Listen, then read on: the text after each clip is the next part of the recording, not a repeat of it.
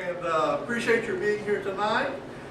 Beautiful day after a couple of rainy days. I understand there was a little snow last week, but I wasn't involved, so I just have to have hearsay on it. But it's good to see everyone tonight. A few announcements. I've got my notes here and they're kind of a mess, so just bear with me if you will. First thing I want to do though is we have a sign-in sheet and we have more than 26 people here, I am sure. So I'm going to start with our program, ask them to sign in. This is going to fill up, so just turn it over and go to the back, okay? As it comes around if you have not signed it. Here's a pen that can go with it, guys. Make sure you're not going in the neighbor. Make sure you're not joining the neighbor. Oh, we're not going to tell you what's on that form, what you're joining. I will mention that. If you're not a member of the White County Historical Society, dues are $20 a year. We don't pressure you on that at all. We're glad to have you here either way. But $20 pays for a monthly newsletter, and we put out an annual publication, The Heritage, which will be coming out in early January, February, March, sometime in the spring. So if you're interested in joining, Georgia Rogers is in blue right here in the middle. She's the lady to see. So we'll just start right here on this table. If you ladies don't mind handing it over, you may have already signed. Can you sign this? Do you want to? Well, sign it. Well, it's your turn. Right there. Why don't you sign it for her? She has no decision. You want to just sign her name for her, because the signature doesn't matter. This is the drawing for the door prize at the end. What is your name? I'll sign it when you sign yours. Mine's already signed. I signed mine already. Right there.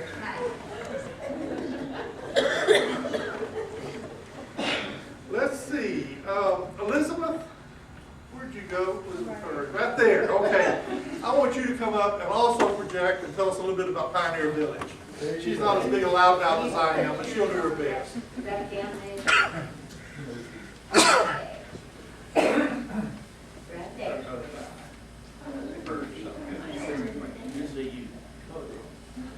Well, we've just had the Fall Fest, and we had a tremendous festival. We had over 17, closer to 1,800 people that actually came out, and it was just a fabulous 2 days. Had lots of things going on. We also have a new addition to Pioneer Village, Bobby Skinner, who is a Boy Scout at Ball Knob, for his Eagle Scout project, designed and has built a gazebo for us to have, and it will be in memory of veterans, but it will also be available as a venue for music and other things at Pioneer Village. It is on the grounds there now. It needs a little tweaking.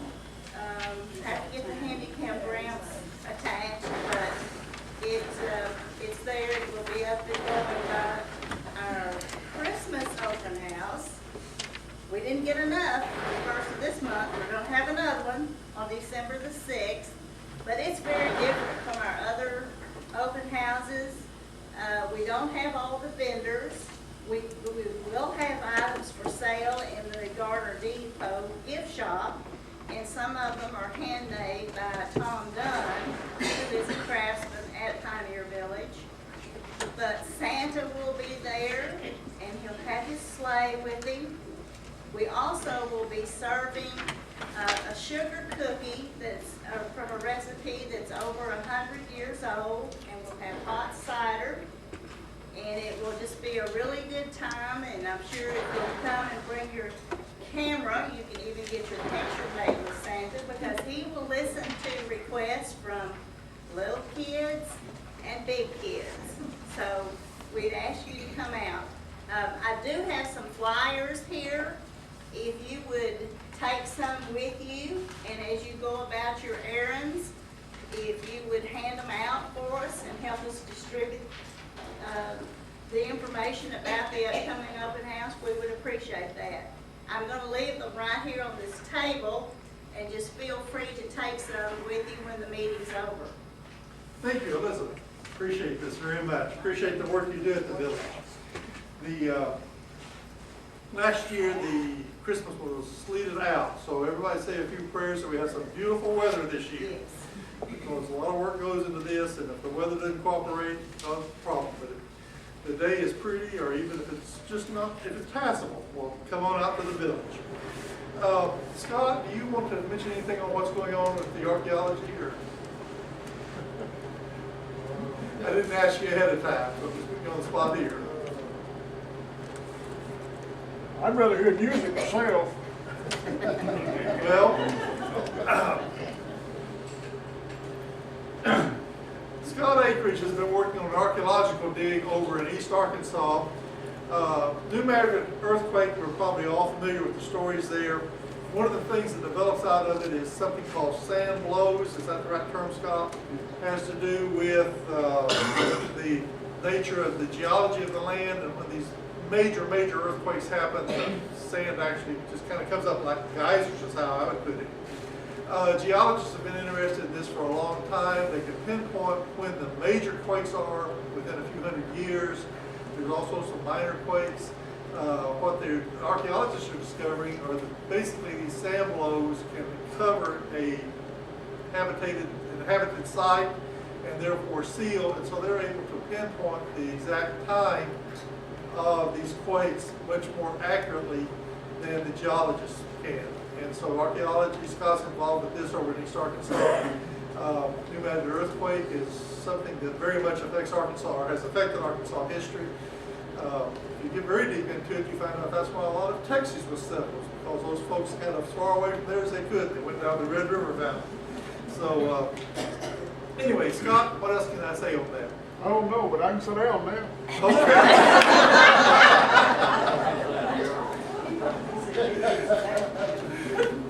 We're not going to ask Will Walker for a speech, but he is in the back, and he always, I don't know the correct term, because I say videotape, that's not really what you do anymore.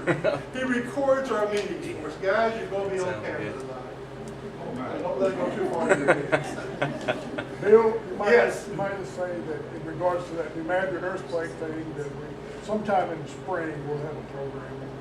Yeah, we're probably looking for a program in the spring on this. That should be very interesting.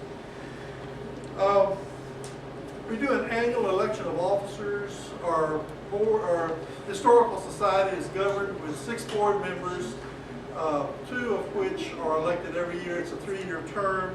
This year, Ruth Browning and there you are. I think you just wearing blue. Over here in the corner, Ruth and DeWitt Yingling are up for a 3-year term, and they have agreed to serve for another 3 years.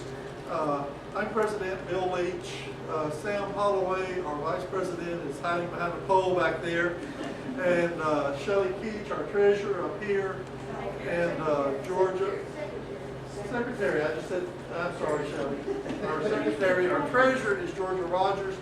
And and then Cheryl Shaver has been serving on the board, and she has asked to rotate off. So we'd love to keep Cheryl on, but we understand her also wanting to be a little less busy right now. So Coy Benton, and Coy is nearly always here, but I don't believe he is tonight. How many know Coy Benton, just as a show of hands? Okay. Coy has agreed to step onto the board and finish out Cheryl's term. A little background on Coy. He's a very quiet individual, usually sits in that area. If you want to know anything on the Floyd, Shiloh, Pleasant Grove, that part of the county, he is the man to go to. But Coy's not one that'll ever push anything on. He's not a loudmouth like I am. So therefore, but he knows a huge amount. We appreciate him being willing to serve. With that, if that's agreeable, if anyone has any nominations that I'd like to make to the floor, we can entertain them at this time. If not, I'd entertain a motion that nominations cease. I'll make a motion. Thank you, Robert. Do we have a second? Thank you. And with that, all those in favor of this slate for the coming year, please say aye. Aye. Anyone opposed?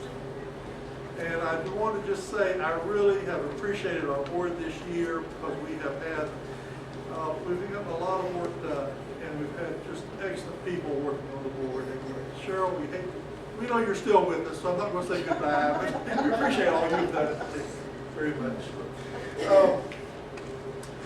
Our program tonight, I never know what we're in for with Buddy Phillips. So he is here wearing a red shirt. Buddy is a retired ag teacher, taught I don't know how many years at ASUBB. Before that, he was at Central and Grill. And so I asked him a month or so ago, we used to always close out the year in the Historical Society with some type of musical program. And I thought, who knows more about music than Buddy Phillips? He's also a cowman. When you come to the, you still have your herd of Jersey cows. And when you come out to the Pioneer Village open houses in May and November, he does the dairy display. And then, Buddy, I'm going to let you introduce the other two. I think I could, but I'm going to let you do that and turn it over to you. Buddy, we appreciate your coming tonight very much. Let's give him a warm welcome. All right. I told him put me on early, I got a week back. I feel kind of like Johnny Cash did when he sang at Folsom Prison. And I don't think he meant to say exactly the way it come out. He said, I'm glad to see so many of y'all here.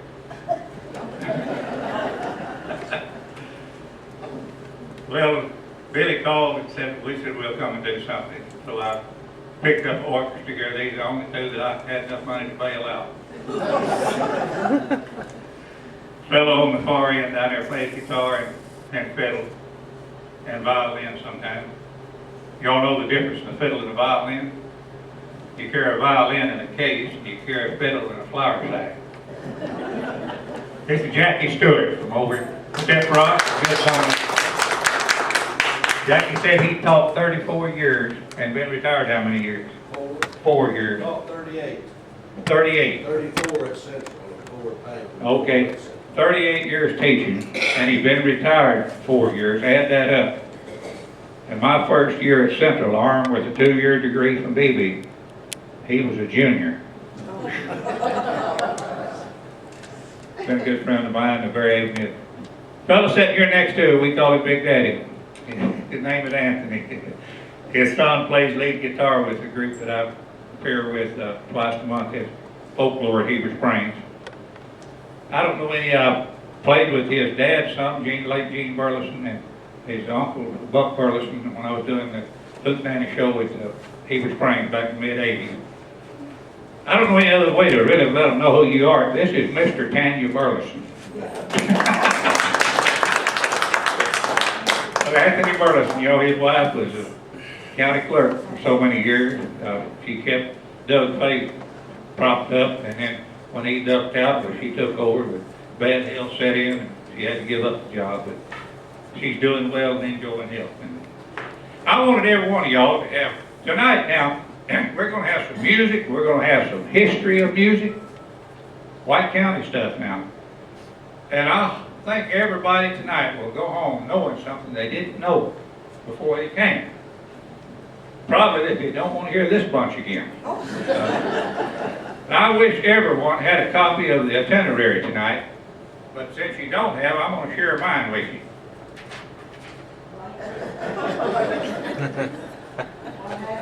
All right. Before we get into this, give you a little history. Does anybody in this room remember a man named Milton Pope? Well, I think I know who you're talking about. Milton Pope. Is he the piano man? He worked for Pope Music and Piano Store. Now, I don't know how he was related to J.D. Pope, but he was. J.D. was the piano. Okay. Milton Pope. How many of y'all remember Rose Mae Bolton? Mr. Audley's sisters kept books for him so long. That was her first husband. He died shortly after they married. He was in charge of the record department at Pope, and he called a gentleman that was a scout for a record company and said, there's some guys here at Cersei's good enough to record. So the man came down here. Boy, they cut down on Cotton Eye Joe. And he said, oh yeah. Well, he summoned to Memphis, Tennessee, and they cut 6 recordings. That was the first recordings ever cut in Arkansas. And that group at that time was called the Pope's Arkansas Mountaineers. And I'll tell you who they are, but I can't remember all of them. John Chisholm and his son Wallace was on the guitar and fiddle. The brothers J.W. and Tip McKinney on the banjo and vocals, and guitarist John Sparrow. They recorded 6 numbers that were released. Now, RCA was the world's largest recording company, and the first record that was ever made in Arkansas was by that group of people from Searcy. And then I've got some more history too. Let's get in a little music. What do you say? I don't have to have a glass to play.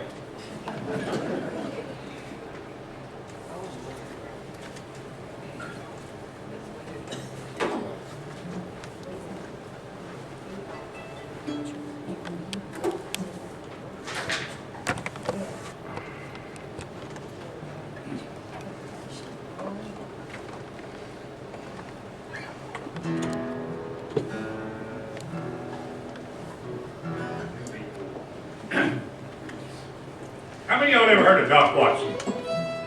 Finest laptop figure I ever heard. Of course, he's dead now and gone.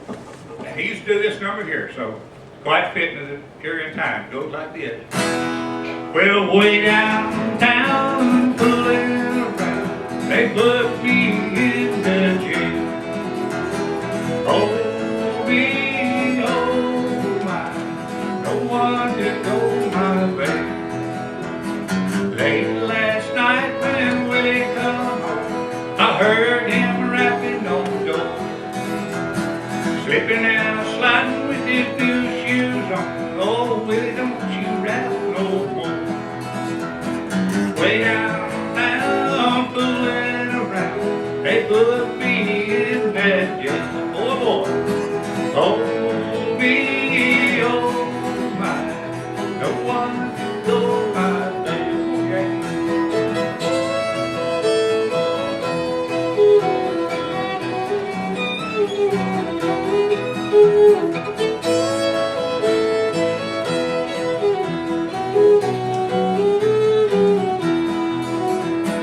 One old ragged shirt is about all I've got, and $1 is all I crave.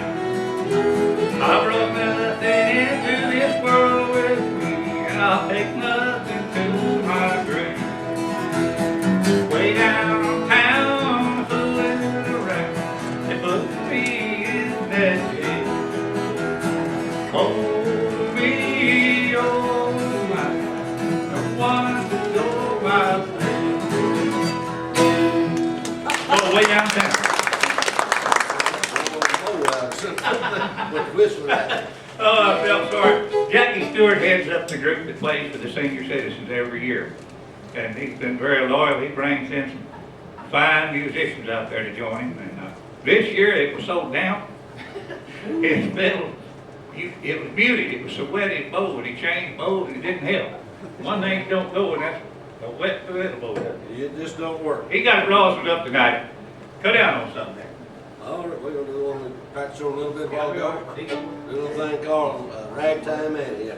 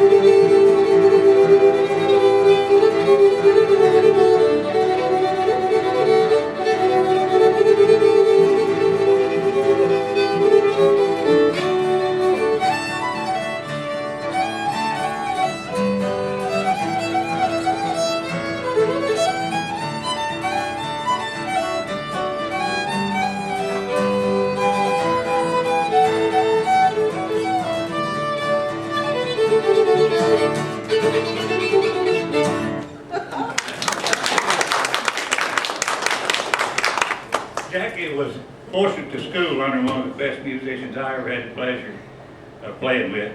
Kinky King was a good fiddler that I ever had the pleasure of working with. He always, back when we was making thumbs, G's, everything, always encouraged us to try to play better. Oh, me. Well, I got some more history for you here. About 3 months after the Pope group recorded, anybody down know where Copper Springs is? You remember the Reeves brothers?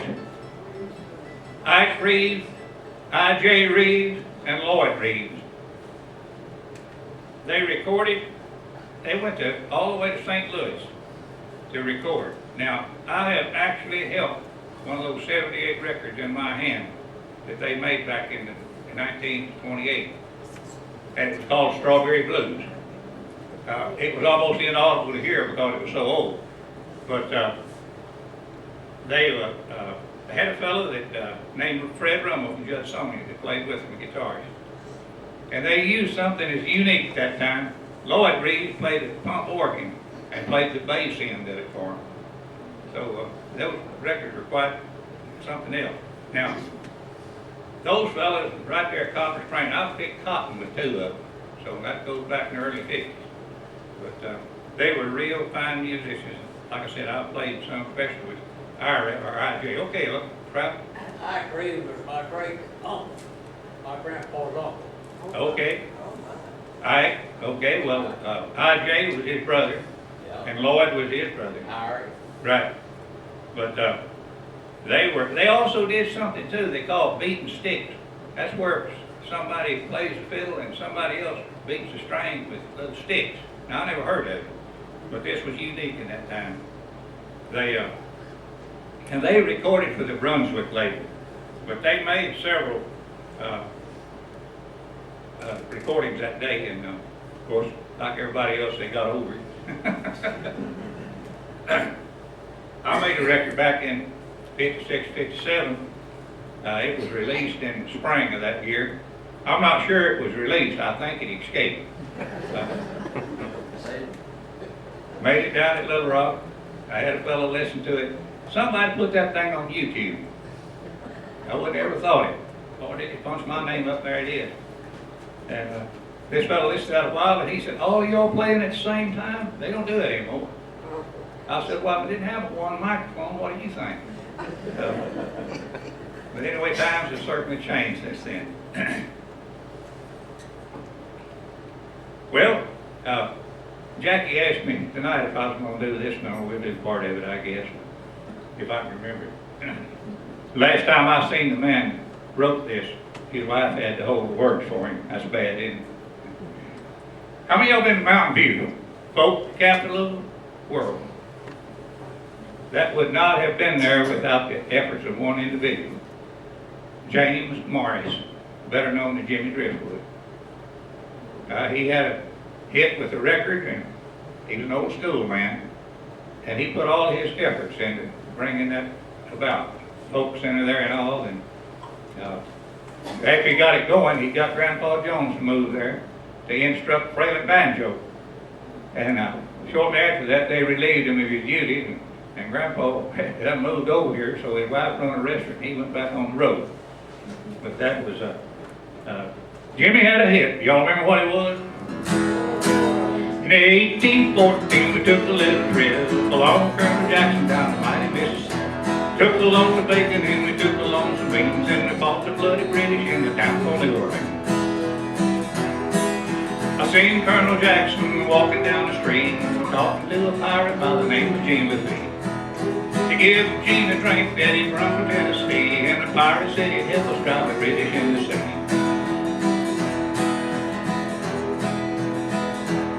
Old Hickory said we can take them by surprise. If we won't fire a musket till we look them in the eye. Stood right still till we seen their faces well. They opened up a squirrel gun and really kept it well. We fired our guns and the British kept a coming. The Britain near as many as it was a while ago. Fired once more and they began to run down the Mississippi to the Gulf of Mexico. We looked down the river and they seen the British come, and there must have been 100 of them beating on the drum. Stepped so high and the major bugles ring. stood beside the cotton bales and didn't say a thing. Well, but it's still tight and they went back to France, spent drinking down girls with the pretty girls in France. We didn't understand them, but they had the sweetest charms. Understood them better when we got them in our arms. Fired once more and the breeze kept coming. It wasn't as many as it was a while ago. Fired once more and they began to run it down the Mississippi to the Gulf of Mexico. Well, they run to the briars and they run to the brambles and they run to the bushes where a rabbit couldn't go. They run so fast that the hounds couldn't catch him down the Mississippi to the Gulf of Mexico.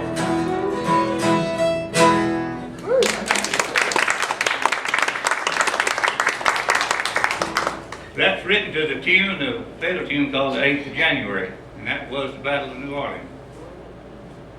There's been a lot of Jimmy Driftwood had a lot of hits, and I don't know if y'all ever been there or not, but he always, in the height of his career, which was financially rewarding, him and his wife still live in the same rock house that they built. They said they mixed the mortar in a wash tub. The house is still standing. Tin roof. It's right across the road from the Timbo Schools. And you know, he left all his property to the UCA, with the understanding they would carry on his program downtown. Have y'all ever been to Jimmy Driftwood's barn? Well, that's what it is. I mean, cedar posts in there, and it's elevated with ground, and the ground is the floor. There's not even floor in it, it's earth. But they still have to hold that show every week. Jackie, fiddle soften up, Jimmy. All right. Do one of them Bob Wilson. All righty, let's see. How about Faded Love? Yeah. Okay, we'll do his instrumental in D. Yeah, okay.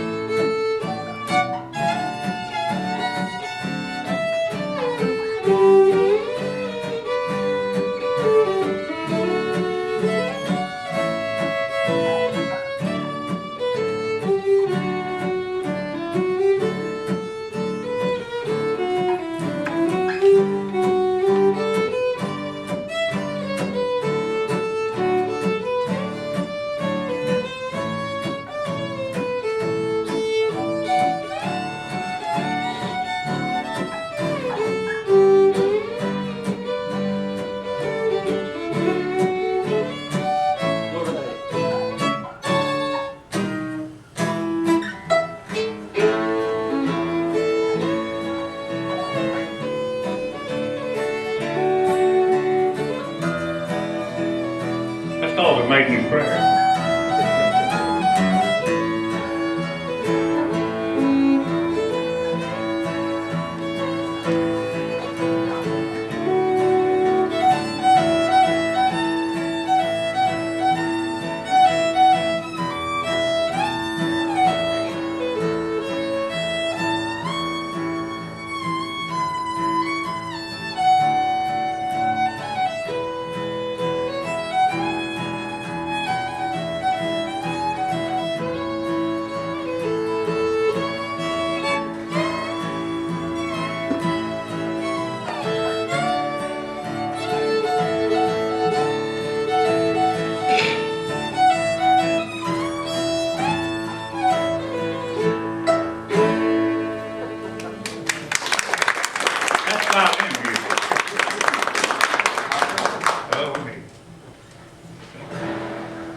Well, Coy Ben's not here, and I wish he was. Now, he's a railroad man.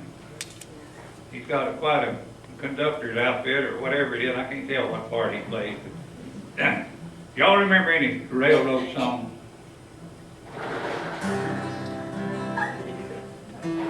if I do or not. Well, come all you people and you will hear a song about a brave engineer.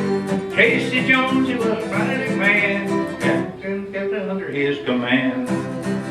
Casey Jones, he mighty to the captain, Casey Jones with his orders in his hand. Casey Jones, he mighty to the captain and he took his final trip to the promised land.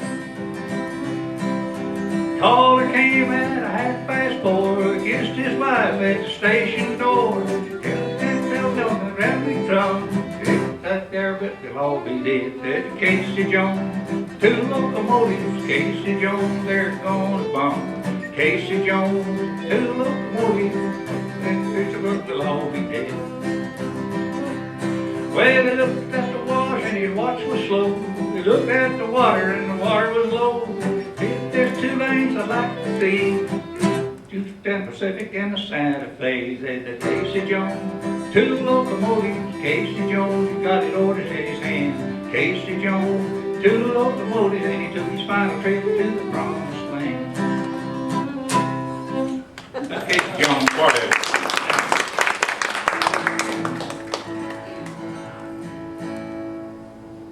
Then there's one about Ben Dewberry, y'all remember that?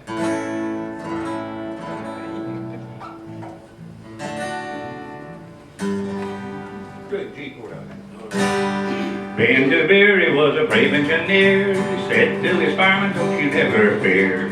All I want is just a water and coal. Stick your head out the window and watch the drivers roll. Watch the drivers roll. Watch the drivers roll. Stick your head out the window and watch the drivers roll. On that fateful morning started to rain when around the curve came a passenger train. Truck was troubled by a troublesome switch. Without any warning, he took the ditch. She took the ditch. Yes, she went in the ditch. Without any warning, she took the ditch. That big locomotive jumped from the rail. Ben never lived to hear his final tale. His life was over and his work was done when Ben Dewberry made his final run. He made his final run. Made his final run. Ben Dewberry made his final run. That used to be a real solid extra job in respect to the railroad engineer. Yeah. We're going to accord on this one, boy. We rehearsed all this before we got here. You didn't have to tell them that. I'm sure they can tell just by listening. It's there somewhere, we'll find it. This number goes way back. Every time they had a tragedy, they wrote a song about it. Remember that? Oh man, it goes way on back. Even Jesse James Stone and Floyd Collins, you know, still sleeping somewhere in a sandstone cave. Crawled in one, couldn't get out. All kinds of records or songs were written about when the that. great ship went down. Right. Sound like Roy Aker. 1912. This number was called the Southern Old 97. But somewhere along the way that's too long, they lost the southern part of it. This is the first number the Statler brothers ever recorded when they first got into recording business. It goes like this. Well, they gave him his orders at Monroe, Virginia, saying, Steve, you're way behind time. This is not 38, but it's old 97. You must put her in dispenser on time. Then he looked round and said to his black greased fireman, just shovel on a little more coal. And when we cross that wide old mountain, you can watch old 97 roll.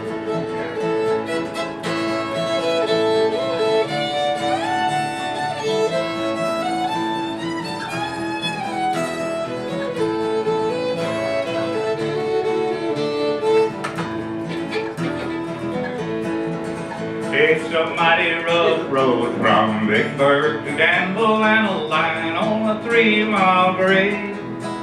It was on this grade that he lost his air brake, so you see what a jump he made. He was going down grade, making 90 miles an hour when his whistle broke into a scream. He was found in the wreck with his hand on the throttle, scalded to death by the steam. Now, ladies, you must take warning from this time on and learn. Never speak unkind to your true loving husband. He may leave you and never return. Record of Southern Louisiana Seven. Yeah, my chin rest came on.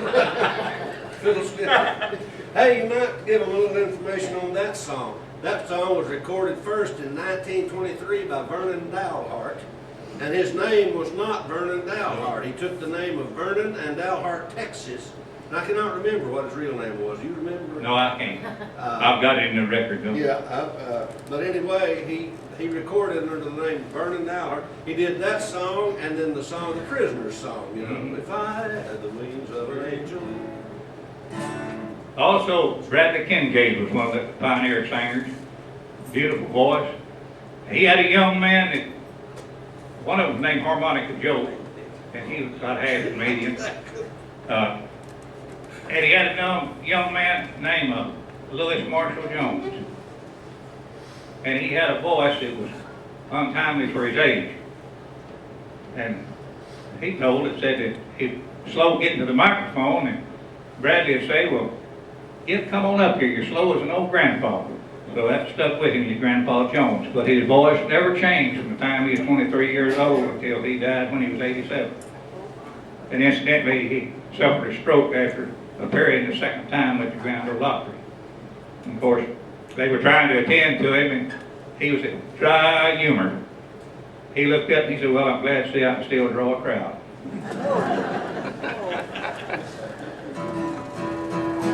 Oh, me. How many of y'all remember the tonic Hadacol? Oh, my, that come out in the 40s. It was a tonic. Fellow was Congressman LeBlanc, Louisiana, concocted it and put it on the market. And boy, I want you to know, you see trailer trucks running up down the road, Hadacol. They call a lot of them bottles on it, you know. Somebody asked him, said, what's in it? He said it's enough laxative to work you good and enough alcohol to make you feel good. He's probably right on both cases. We had a song called Hadacol Boogie, didn't we? Well, Grandpa Jones wrote a little novelty song, but he called it was a vitamin. I always think about Hadacol because it was a new vitamin, the way he called it.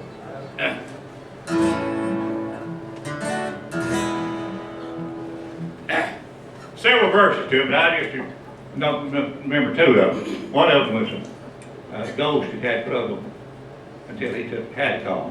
Took the vitamin. But like this. Well, there was a little ghost, and what he wanted most was to hang around the graveyard in the park. Well, he said supposed to be a haint, but it's true a haint I ain't, because I'm afraid of the dark. But since he's taking that new vitamin, now he looks just like old Frankenstein. And he's out there every night just to give folks a fright, since he's taking that new vitamin.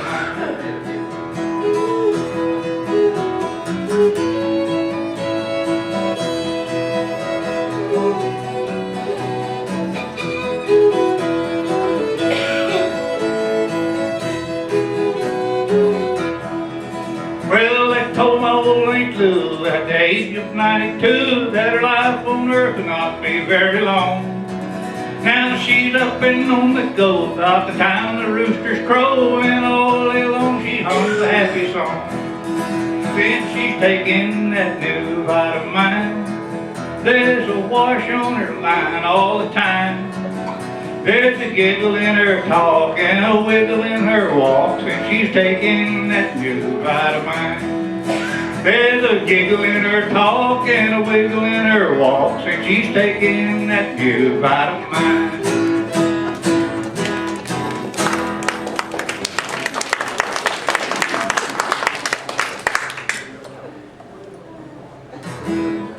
see here. How's it? Straight guitar. I wore this one out. It had a nervous breakdown. Yeah, Put that back up here. it's all. This is a very special guitar to me. This guitar belonged to Lonnie Lawson. Man, most of y'all probably seen or heard of it one time or another. I got to know Lonnie quite well. He stayed with me a while after he had it.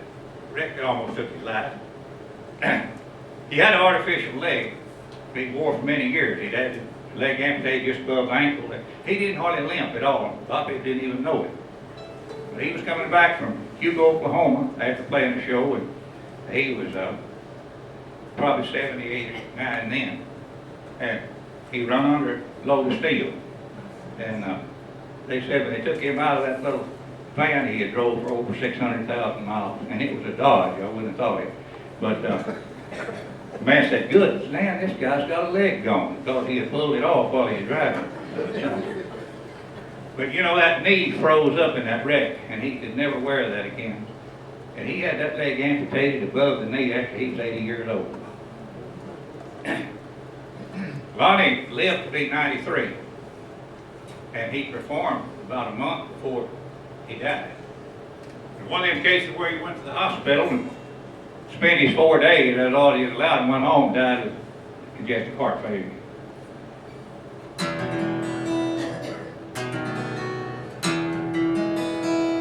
Strange thing about this guitar, this is a Gallagher guitar, not too many of them made. This is the kind Doc Watson played all those years. Notice this is a little bit wider neck and 2 frets shorter. He had it specially made. And I broke one of these pins, and I called the company. I had the address and all. And they said, "Where'd you get that guitar?" And I told her. She said, "We'll just change that serial number over to you. You'll be registered owner of it." And she said, "We'll send you a new set." And they did, free of charge. So they're good people, the Gallagher family. She asked me what happened to Lonnie. He said he used to come by here and visit with us. I said, "Well, he passed on." That's been a couple of years after that. Anyway, Lonnie recorded a number. Bella brought him a poem one time entitled "The Dutchman's Prayer." And it was about as long as the ballad of Barbara Allen. Way too long. So he modified it, condensed it. When he got through, he simply called it "Gospel Snakes." And I have got, hand me that little box there. I've probably got one of the last surviving Gospel Snakes. Now he sold these to kids for quarter. See, it's just a sweet little thing. See its eyes? But you know, when you play with it, it rears up like spread matter. That's a gospel snake. Well, you should have told me I have a Wayne Rainey talking harmonica at my house. Do you have one of those? Yes, not only that, but this one is embedded in gold. And it says Lonnie Lawson and Wayne Rainey. Wow. Professional talking harmonica. Okay. That's he said. Yeah. He said, "Don't ever blow it. If you do, you get moisture and it'll start to roll." Yep. I cherish those items. He only had 2 of those left at the time he gave me that one. He gave me a ring. He said, "Boy," said, "you knock their eyes out." Trouble is, that ring's too little for me to wear anymore, so I don't worry about that anyway. My hands got too slow. Back to the Gospel Snakes. A lot of different people have recorded this thing. Kind of novelty. It's part recitation and part music, but it does have a humorous message to it. We'll just follow the chords on that. Yeah, you may follow the guitar. Jackie plays guitar quite well too, I might say. Well, when I put that on the floor when I had this stand. You're not used to all these modern conveniences. I'm not used to good stuff, yeah. You have to use a figurative imagination now as the song goes along. Pick it all out. Now, the Dutchman, Lonnie could speak in that dialect, but I can't. So we just have to take it by English. Go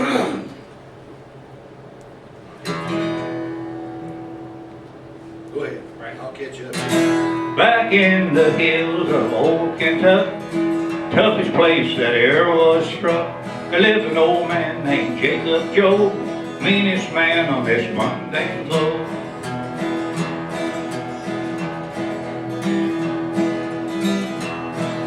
He feared not God nor cared for man, but headed up a wicked clan.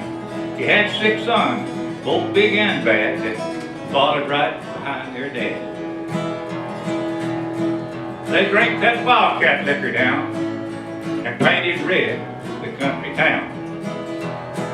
He had 6 daughters, big buxom gals, that laughed and frolicked with their pals. They danced and capered on the hills and often tippled at the still. One day an awful rattlesnake bit the oldest boy, big wicked Jack, and through his veins the virus flew. He's bound to die, what can we do? They sent a runner into town in haste to fetch the parson down, a Dutchman from John Wesley's band, as good as any in the land. He prayed a wondrous curious prayer, the words he wrought both rich and rare. If to heaven it reached or not, on earth it surely hit the spot. He said, "Oh God, we thank you for this snake that you sent down to fight old Jake, and bring him down off his high horse and head him toward our Savior's cross. He would not end his wicked ways until kind providence today. Now, oh God, the great I am, please send another to bite old Sam. Pick and charm the worst of snakes. Please, we need more rattlesnakes. Send chicken snakes to bite the gals and all their wild and wicked pals. There's Mama Joe, she needs one too. Perhaps a copperhead will do.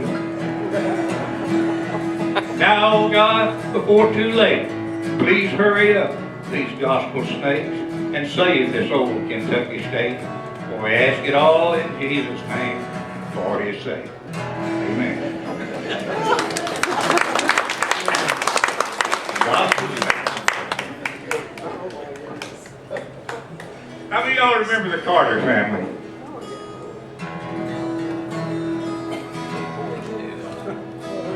One of the first numbers that I remember hearing them, and this was back in the late 30s. They used to be on the quarter stations, and that would have been 38, 39. Brought to you by the Puruna Company as a tonic, about like I had to call. And they sang this number called "I'm Thinking Tonight of My Blue Eyes." Y'all remember that? I'm thinking tonight of my blue eyes, who is sailing far over the sea. I'm thinking tonight of her own, and I wonder if he ever thinks of me. Would have been better for us both had we never in this wide big world ever met. But a link in the chain has been broken, leaving me with a sad and aching heart. Oh, you told me once that you loved me, that you always would be true. The pleasures we both shared together, I'll soon forget. When the cold, cold ground is upon me, won't you come here and shed just one tear, and say to the strangers around you, a poor heart I have broken last year. I'm thinking tonight of my blue eyes, who is sailing far over the sea. I'm thinking tonight of her own, and I wonder if she ever thinks of me.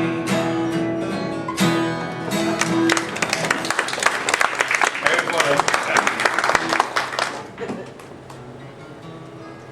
It's about time to sign off, Billy. We're about through.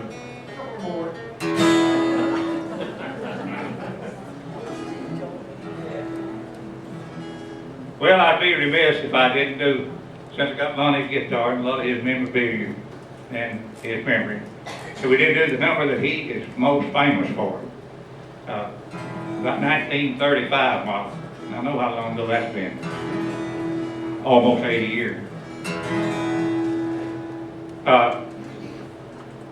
He didn't copyright this until, I want to say 59, and he had to because it was published in a book. Everybody in the world used it without paying for it. No telling how many quartets they sang it. And if you follow the scripture, it's pretty closely there. It's one called Matthew 24.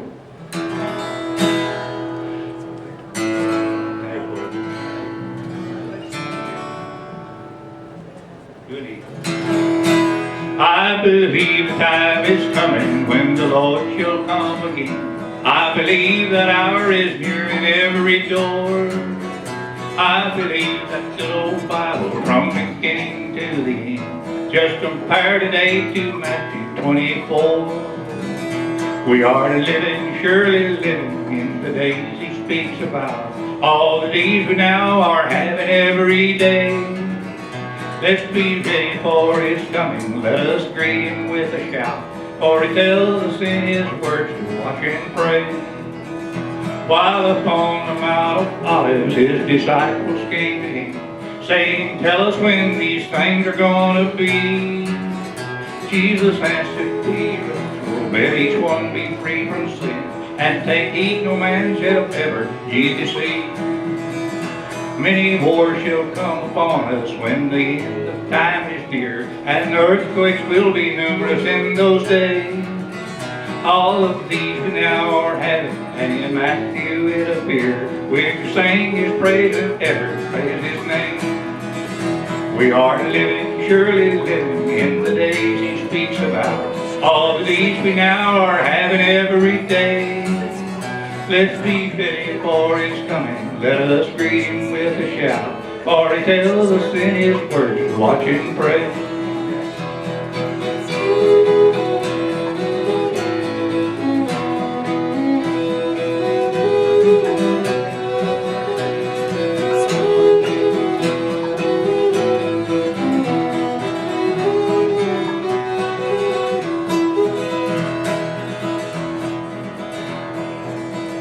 It declares that good old Bible will be preached in every land, will be hated by all nations in the end.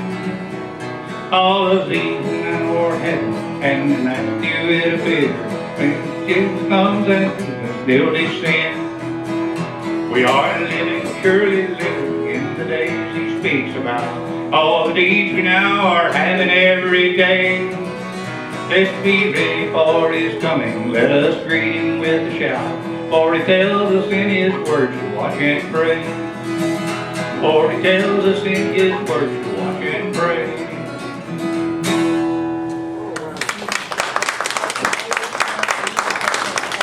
Let me ask you one more thing. How many of y'all remember the fiddler, Curly Fox? His wife was Texas Ruby. He was a phenomenal fiddler. He was a violinist. In fact, he was a national champion fiddler for 10 consecutive years, beating out people like Rubinoff. I actually got to see a Stradivarius fiddle. There's not many. How many of y'all remember when the Clary plant first built here? Oh, I was working at Ford Company and made everybody go out there that day, right, Faith? Yeah. Took off work, so we'd have a crowd. Rubinoff was going to play a concert at Harding that night, and he had his fiddle out there, and it was about half dreary that day, and he didn't play it much till he covered it up and quit. But at least I can say I saw a genuine Stradivarius fiddle worth millions of dollars now. There's a lot of copies around, and they're good instruments, but that's really an Antonio Stradivarius violin. Curly Fox was that good. Somebody said he run himself acting silly. A lot of us that way. We did this number for a dear friend of ours' 80th birthday. He's a young man then, wasn't he? How many of y'all know R.C. Smith? Black man? Ralph does it. I've been cotton with him too. He still works for us. Wanda, I know you know him. But anyway, he was over at Sprouts, so we celebrated his 80th birthday. That's been years ago, 5 years, something like that. Almost. Yeah, because he's 90 now. But, and we did this thing, and I think the Sprout son got the biggest kick out of this I ever saw anybody. Because Sprout helped me. Sprout, you want to help me tonight? No. I'll watch you. Come on now. This is a novelty song now. Not everybody's capable of doing this. Acorn. Let's break on this. This is a song that Curly Fox sang about a neighbor that had a mule that was contrary. It's titled Johnson's Old Gray Mule. How many of y'all ever heard it? Well, you're going to hear it again. Well, Johnson's had an old gray mule, his name was Simon Slick. He'll roll his eyes and switch his tail and howl that mule can kick. Well, I took him down to the foot of the hill to try him out one day. Every time I'd hit that mule, that old gray mule would say, that mule would say, yaw, yaw, yaw, yaw, yaw, down the way. Come on, Curtis.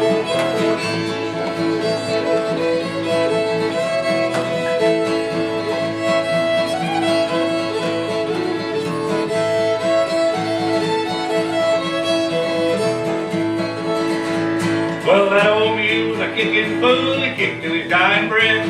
He stuck his hind leg down his throat, kicked himself to death. And you would say, oh, he-yaw, he-yaw, he-yaw, rolling down the way. Oh, boy. Thank y'all.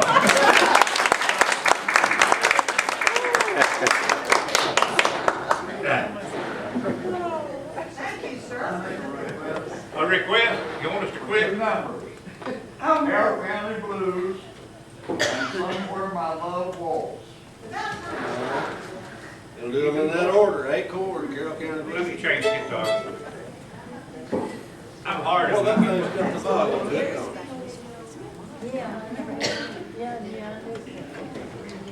Acorn. Strap. Sorry. Here.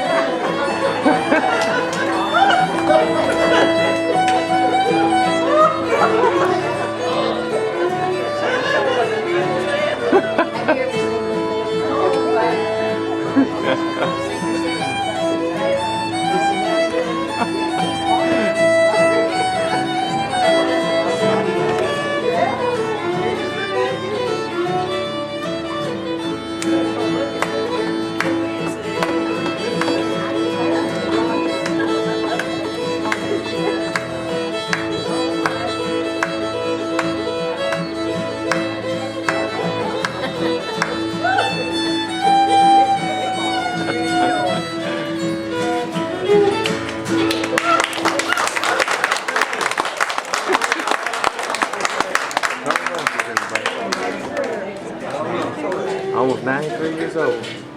What happens to you when you're 93 years old?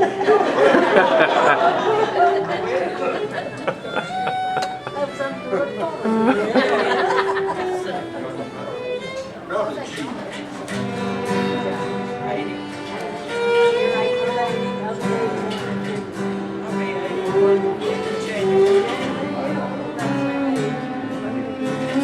Oh, that's a beautiful walk.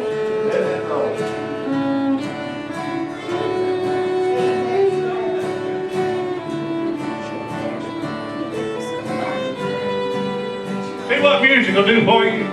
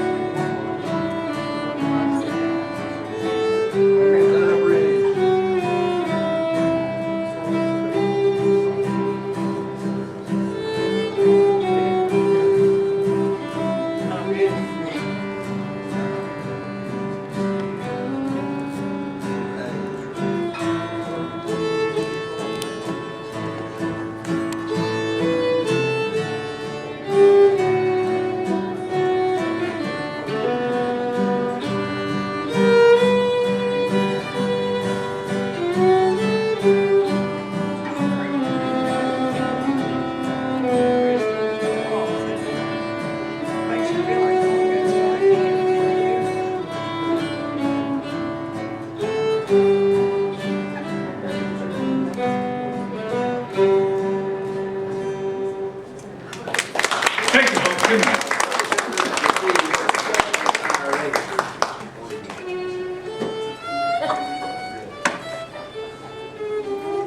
she's done it.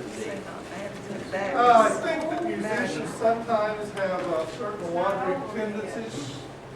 The Hobo's Trail by Ernest Best, Gresham, 103 years old. He's still with us as far as I know.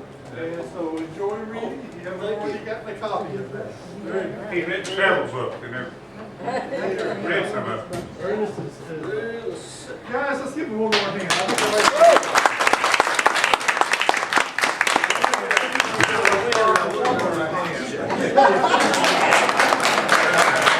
But nobody joined me. I don't understand. I know why I didn't get up there, but some of the rest of you. I used to do that, not as good as Odine and all. Program in January, Ruth Browning and Scott Akridge are going to have a program on the Dandridge McRae, who Civil War general from Union County, letters to his wife. And so that tells us about the home front, the Civil War. I'm sure they'll give us an excellent presentation. Patsy, we have 34 people here tonight. I want you to give me a number between 1 and 34, please. Patsy, 24. And 24 is Helen Frost. And we have a book here, the Garner Recipe book, Garner Fire Department. That's our door prize. So we should continue here. With that, guys, again, we appreciate your coming. And we will, everybody have a good Thanksgiving, a Merry Christmas. What did I forget, Elizabeth? Oh, don't forget flyers. Thank you.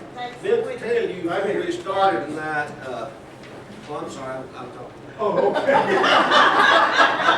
thought you were through, I'm sorry. Oh, let me tell you a little story. You was talking about signing this paper a while ago. One time, when I was a student at Harding College, I was also playing on a radio show at KMCW in Augusta. And they found out about it over at the academy, and so they asked me and another student, Alan Yarbrough, an outstanding guitar player who went on to Nashville, played with Cal Smith, played with the Kendalls, played with Stonewall Jackson. Anyway, Alan and I did a little assembly show for their elementary kids. Well, we did the show, you know, and did all this stuff. Well, when it was over, here come those little fellas, like we were big stars, you know. Now, they had lunch pails and pieces of paper for us to give autographs. Anyway, one little kid come up to Alan.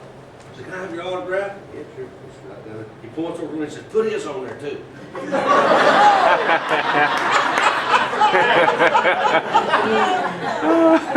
And with that, have a happy new year.